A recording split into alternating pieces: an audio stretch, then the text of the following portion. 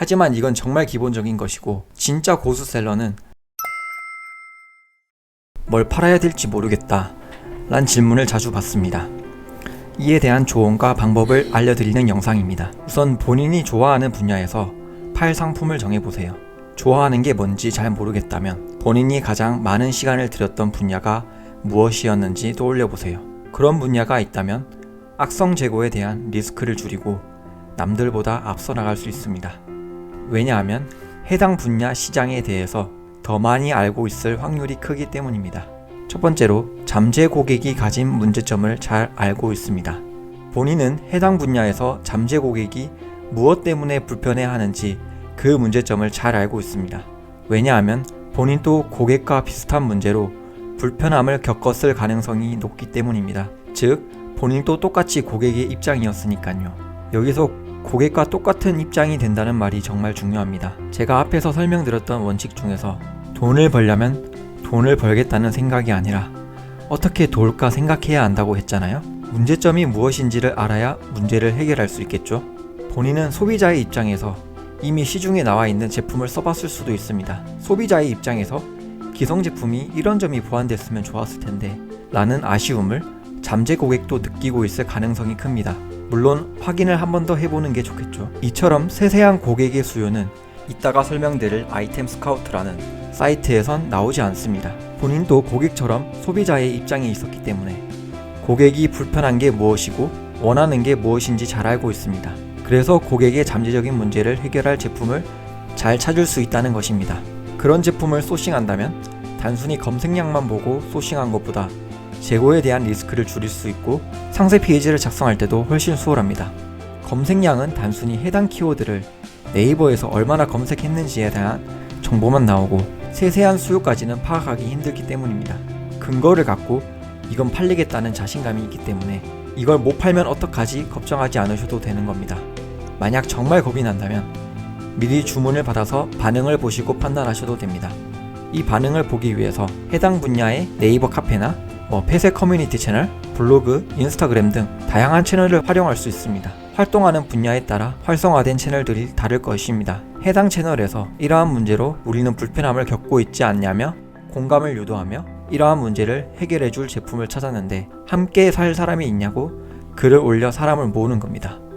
이를 통해 나만의 문제인 건지 고객도 느끼고 있는 문제인 건지 반응을 확인할 수 있고 구매 의사까지 확인할 수 있습니다. 이땐 광고처럼 안 느껴집니다.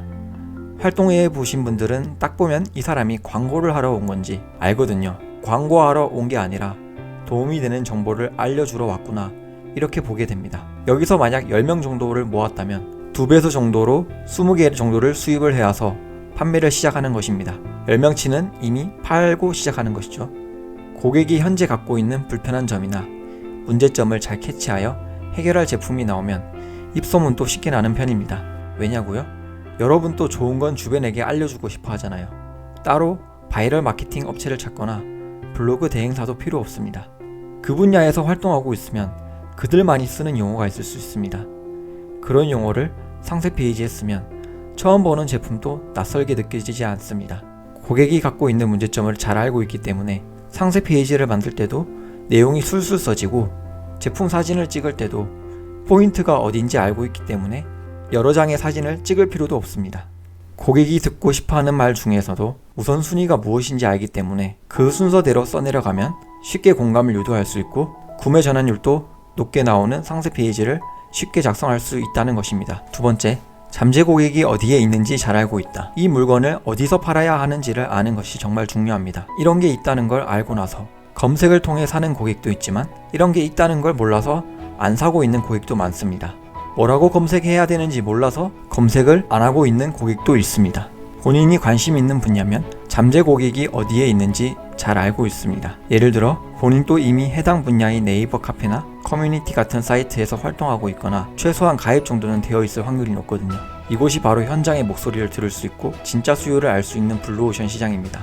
본인이 좋아하는 분야 또는 가장 많은 시간을 들였던 분야에서 판매할 상품을 정하면 유리한 이유를 말씀드려봤습니다. 그런데 본인이 좋아하는 분야도 없고 딱히 시간을 들였던 분야도 없다면 어떡할까요? 현재 하지는 않았지만 평소에 또는 나중에 해보고 싶었던 것들이 있을 것입니다. 그 분야에서 판매를 시작하는 것입니다. 생뚱맞은 분야에서 하는 것보다 흥미를 갖고 시장 조사를 할 수 있을 것입니다. 왜냐하면 본인이 해보고 싶었지만 미뤄뒀던 걸 지금 하고 있는 거거든요. 재밌게 시장 조사를 하다 보면 기회가 보입니다. 이후로는 앞에서 설명한 것과 똑같습니다. 그 분야에서 가장 유명한 커뮤니티 사이트는 어딘지 찾고 그 사이트에서 고객의 니즈를 분석하는 것입니다. 분석한다고 하면 거창한데 그곳에서 고객들은 분명 이러한 문제로 인해 불편하다는 얘기를 찾아서 정리하는 것입니다. 다른 방법으로는 그 분야에서 가장 많이 팔리고 있는 1에서 3등 제품 후기에서 니즈를 찾는 것입니다. 리뷰 낮은 순으로 해서 고객의 불만들을 취합합니다. 여기서 배송 문제로 인한 컴플레인은 제외하고 제품에 대한 컴플레인에만 집중합니다. 컴플레인 받았던 걸 엑셀로 정리합니다. 가장 많은 컴플레인을 받았던 걸 보완할 수 있는 제품을 찾는 것입니다. 구성이 될 수가 있고 크기가 될 수도 있고 용량이 될 수도 있고 기능이 될 수도 있고 제품마다 정말 다양합니다. 세 번째 경우는 현재 하고 있는 것도 없고 평소에 또는 나중에 해보고 싶었던 것도 없다 하시는 분들이 계실 겁니다. 그럼 일단 대중적으로 수요가 높은 제품들 중에서 골라 판매를 시작하는 것입니다. 잘 팔리면 돈이 벌리니까 저절로 그 분야에 대해 애착을 갖게 되고 알아보게 됩니다. 현재 대중적으로 수요가 높은 제품은 어디서 찾을 수 있을까요? 아이템 스카우트를 활용해서 시장을 조사하는 방법이 있습니다. 유료 회원으로 전환하면 기능이 더 많아져서 편리하긴 하지만 무료로도 충분히 유의미한 데이터를 뽑아낼 수 있습니다. 홈에서는 카테고리별로 네이버 쇼핑에서 많이 검색된 키워드를 확인할 수 있습니다. 키워드를 클릭하면 해당 키워드의 대표 카테고리는 무엇인지 확인할 수 있으며 해당 키워드의 수요와 공급, 연관 키워드를 확인할 수 있습니다. 여름 이불은 보통 명사의 조합이기 때문에 당연히 상표권 문제가 없다는 걸 알 수 있습니다. 해당 키워드를 사용할지 여부를 정하기 위해 등록됐는지 확인해 주는 것이 좋습니다. 어느 정도 하다 보면 감각이란 게 생겨서 상표가 있는 브랜드 제품인지 알 수 있게 됩니다. 여기선 등록된 상표 정보만 나오는데요. 상표가 등록됐는지 확인하는 건 무료 회원은 확인이 안 됩니다. 하지만 키프리스라는 사이트에 들어가서 상표가 등록됐는지 확인이 가능합니다. 이따가 어떻게 확인하는지 알려드리겠습니다. 상표가 등록되어 있다면 해당 키워드가 아무리 좋은 키워드라 하더라도 사용하면 안 됩니다. 여기서 수요와 공급을 확인할 수 있는데요. 처음엔 검색 수만 체크가 되어 있을 겁니다. 클릭 트렌드를 클릭해 주세요. 만약 검색 수는 높은데 클릭 트렌드가 많이 낮다면 기성 제품의 대표 이미지가 매력적이지 않다는 걸 뜻하므로 본인은 대표 이미지에 조금 더 신경 써야겠다 판단할 수 있습니다. 검색 수는 네이버 쇼핑에서 얼마나 검색했는지 수요를 나타내는 지표고 상품 수는 네이버 쇼핑에서 판매되고 있는 상품 수로 공급을 나타냅니다. 제가 네이버 쇼핑에서를 강조하는 이유는 아이템 스카우트에 나온 데이터는 네이버 쇼핑에 대한 데이터지 전체 사이트에서 수요와 공급에 대한 데이터가 아니라는 점입니다. 그리고 모든 고객은 어떤 검색을 통해서만 구매하지 않는다는 것을 말씀드리기 위해서 강조를 했습니다. 그래도 네이버는 한국 사람이 많이 쓰는 사이트고 네이버에서 객관적인 데이터를 제공해주고 있으므로 저희의 주관적인 감각을 배제하기 위해 이 데이터를 활용해 보는 것입니다.